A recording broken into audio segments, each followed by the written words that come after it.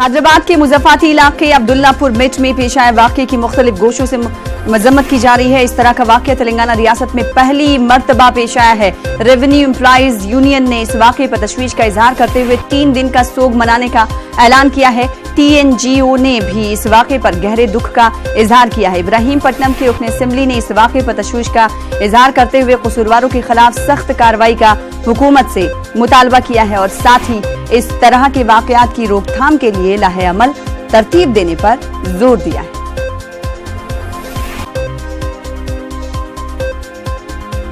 Executive magistrate was burnt alive by some rights who had problem in the legal matters. We are condemning this. The land issue can be settled not only at the Tahsildar level, it has to be settled even at the higher level also. If any rights has any objection in this regard, they can go to the higher court. Actually the matter is in the civil court and also in the district court, so she could not do anything. The Revenue Association is also condemning this. The government has to take stringent action on this and the culprits have to be punished. एक MRO को कभी कहीं भी नहीं हुआ ऐसा petrol डाल के जलाए, सो उसके वास्ते मैं बहुत दिग्भ्रांति व्यक्त कर रहा हूँ। ये संगठन कहीं भी नहीं करना चाहिए। जो भी है कुछ प्रॉब्लम है तो बैठ के बात करना, नहीं है तो हाई लेवल अथॉरिटी से बात करके उनका प्रॉब्लम सॉल्व कर लेना था। मगर ये बहुत गलती का काम कर दिया सो है। उन्होंने जो घटना हुआ सो उसको जो गलती करा सो उसको सजा देना चाहिए। तो खातियों को सजा देने की मांग चहार जानिब से की जा रही है। अजीम हमारे साथ हमारे नुमाइंदे हैदराबाद से जुड़ रहे हैं। अजीम, कल काफी खौफनाक ये वाकया पेश आया था जिसके बाद चहार जानिब से मजम्मत भी की जा रही है। 3 दिन सोग का ऐलान भी कर दिया गया है तंजीम की जानिब से।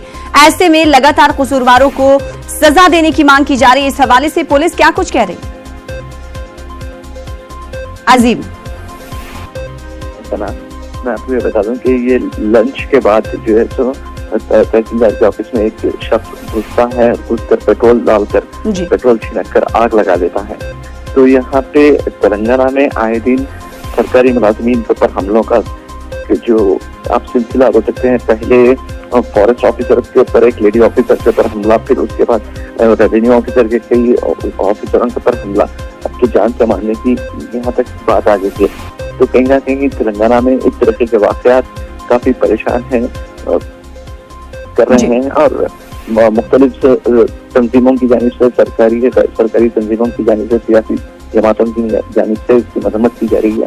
और रेवेन्यू डिपार्टमेंट अब 3 दिन का सोग मना रही है और ये लोग डिमांड कर रहे हैं कि इन लोग को प्रोटेक्शन चाहिए ताकि आइंदा इस तरह के वाकयात ना हो सके। जी अजीम, आखिर वो शख्स जिसने पेट्रोल छिड़का वो कैसे इस दफ्तर में दाखिल हो पाया? किस तरह से, क्या CCTV फुटेज वगैरह वहां से सामने आ पाई है अब तक?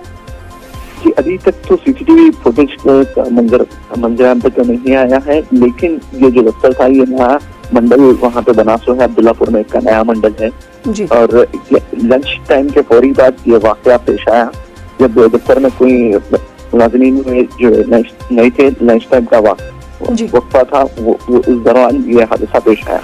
जी बेहद शुक्रिया अजीम इस हवाले से मजीद तफसीलात देने के लिए।